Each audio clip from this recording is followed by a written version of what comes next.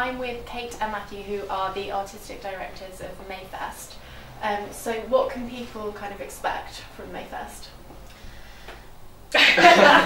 Who should start? It's quite a broad question, but what should people kind of think? Why should people go? Well, so Mayfest is a big festival of contemporary theatre that happens in theatre venues and non-theatre venues across the whole city. Yeah. So in the southwest, I'd say in the whole of the southwest of this country, it's the only festival like it. That what we do with our programme is we invite the kind of best touring work that we can find into the city. On the whole, it's alternative theatre, so it's devised work, physical, visual stuff. There's a really broad mix of different kinds of things. And we also do, we support the development of different projects that feed into the festival, and we've got a few commissions this year. So really it's a really lively kind of celebration of the best new performance that we can find. And it's a mixture of local artists, of which there is a really rich community in Bristol of people making really extraordinary work, national companies and some international companies as well. So it's kind of about creating a space where we can get all of that stuff in together, encourage audiences to try something new. There's already a big audience for this kind of work in this city. So yeah, it's just a chance to see new stuff and have a good time. Did you go to the companies which you wanted, or did they come to you, or was it a mixture? It's kind of a mixture. We spend most of the year seeing lots of different shows around the country. So every year we go to Edinburgh and go there for a kind of intensive week of seeing back-to-back shows. And we try to get to other festivals and venues around the country, and so lots of the shows are invited by us to come to the festival, and then there are shows that come from the result of us having a kind of ongoing conversation with particular producers who represent artists and who may be talking to us over a long period of time about a particular piece of work, and then there are some people that approach us as well and suggest shows or kind of invite us to see their work, and so they're often the really interesting kind of unusual things that come out of nowhere almost. So yeah, there's a kind of mix of kind of direct invitation and responding to people and seeing what's out there, and like Kate was saying, because Bristol's got such a kind of rich theatre community, there's a lot of work that kind of bubbles up here that we can watch being developed through over time, and then often that kind of arrives in Mayfest as a finished piece. Yeah. So yeah, it's a mix. A mixture. But we very rarely programme something that we know nothing about. Right. So it's definitely a curated festival rather than a fringe festival. Yeah. And that feels really important to us because we're sort of constant. We put our faith in these people because we think they're brilliant. Yeah. So yeah, we're quite clear about that. And in terms of venues, how much say do you have in venues which you allocate to companies, and how much say do they have, and how do you choose the venues as well? Well, the venues we work with are lots of them we've had a relationship with for a long time, and our kind of programming relationship varies between venues. Some venues we just program the work in ourselves.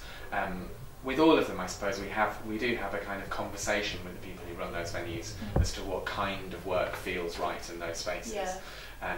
And so there's certain shows that we would kind of definitely put in Alumni, or we might definitely put in Bristol because they would appeal to their audiences.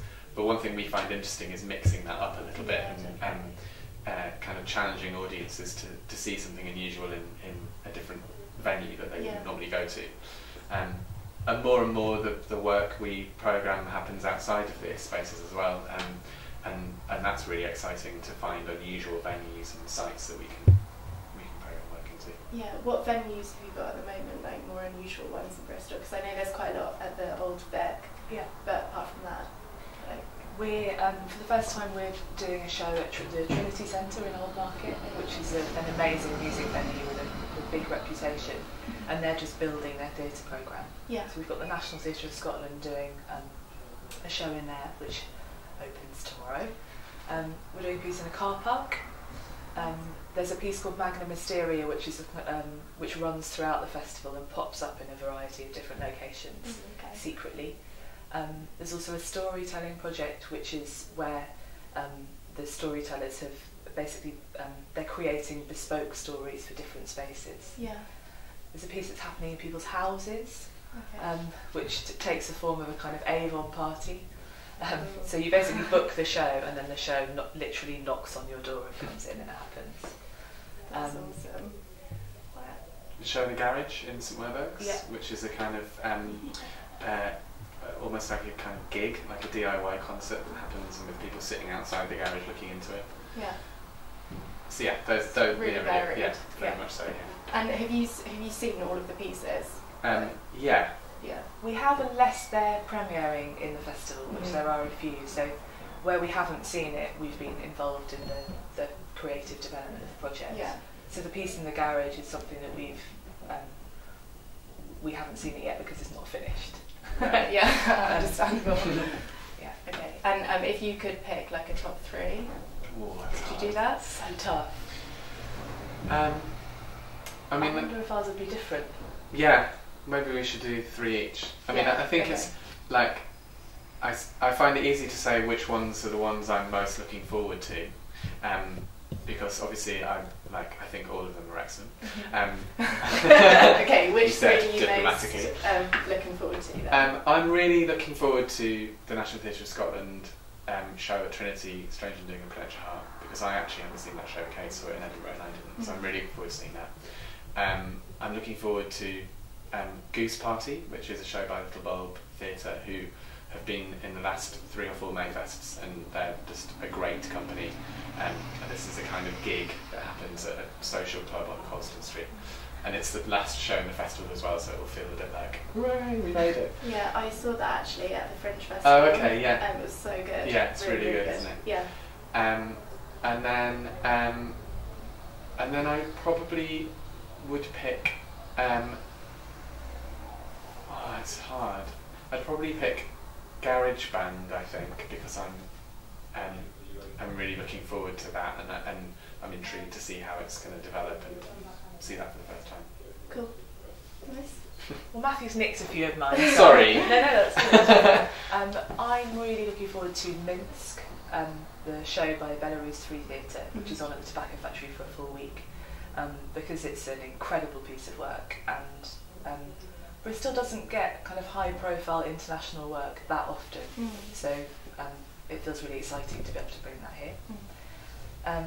I'm looking forward to The Furies, which is this kind of really bombastic rock gig version of the Clytemnestra story at the Old Vic in the studio. And I think that kind of tickles me, because the thing that you were asking about how we choose work that goes into a venue, that's an example of, in a way, doing the opposite of what a theatre like that might do, without the context of a festival. Yeah. So it's really kind of cool and sexy and loud. Not to say that the Bristol Victorian is cool and sexy. And I'm really looking forward to Motor Vehicle Sundown, which is the show in a car. I'm pointing over there because that's where the car is, which I saw again in Brighton this weekend, and it's a really, really excellent and surprising piece. Yeah. Cool. And can you ever see it getting as big as the Fringe Festival? Like, obviously it's not the Fringe, but can you ever see Mayfest becoming like as big as Edinburgh? Well, there's a lot of conversation in Bristol at the moment about festivals and about what, because there's no doubt that festivals are an amazing thing for cities, because they bring people together and they're celebratory, and they draw attention to a place. They're good for tourism, I suppose. And there's conversation about how because Bristol has loads of different festivals, and how they work together, and whether there should be a kind of super festival, or whether it's better that they're kind of indistinct. And I suppose no one really knows the answer to that question yet. I think we're concerned. What's most important to us is that Mayfest retains its kind of personality, and its kind of feeling that it's quite it's not small, but it's very personal, and it feels like people can have a really personal connection with it. Yeah. And I think the thing about making it is a big festival like Edinburgh Fringe, which of course has taken like 50 years to get out as big as it is, that you run the risk of losing personality in that, and I think what our audiences really value is that Kate and I are quite visible in it, and the relationship that people have with the work is really kind of personal, and it feels like we wouldn't want to lose that. But of course things grow, and we want Mayfest to grow, but whether we want it to grow in that way or in that way, or whatever. Yeah. It's an interesting question what bigger means. I mean, we're quite inspired by festivals like Lift, for example, in London, where we would like to invite increasingly high profile artists into the city and to present work at scale as well. So yeah, it's just thinking what's the thing that isn't already happening in Bristol. We'd like to be doing that. The quality is kind of more important than quantity. Yeah, exactly. Yeah. And is there any way that students can get involved still? This is obviously for the student TV. Yeah, absolutely. There's the work ranges from being free to being to pay tickets. One of the things we're doing this year is a project with an artist called Chris Good, which is a kind of open rehearsal process which runs from the Monday till the end of the festival. And that's at Hamilton House, and people can pop in and watch or take part in the rehearsal process, and that's completely free.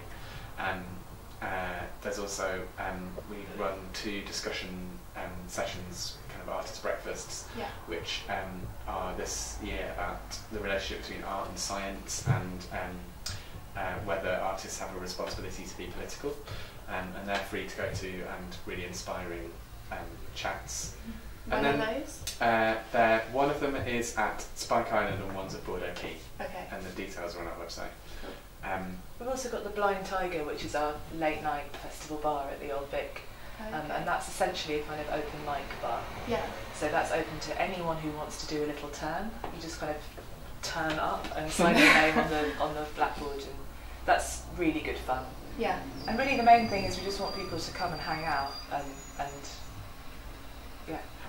have a good time. We kind of we talked to someone about it being a good thing for students, because we know that it falls right in the middle of exam time. So for a lot of students, they find it difficult to engage with. And actually, if you kind of treat it like an exam break, and instead of going to the pub, or instead of doing something where you kind of that takes a long time, you can actually just pop out for an hour, see a show. It's really refreshing, and go back to your original. And can you book tickets on your website? Yeah, if you go to mayfestbristol.co.uk, and there's booking links on each of the shows. Okay, and all the information is on there. Okay, great. Thank you. Great. Thanks so much. Thanks.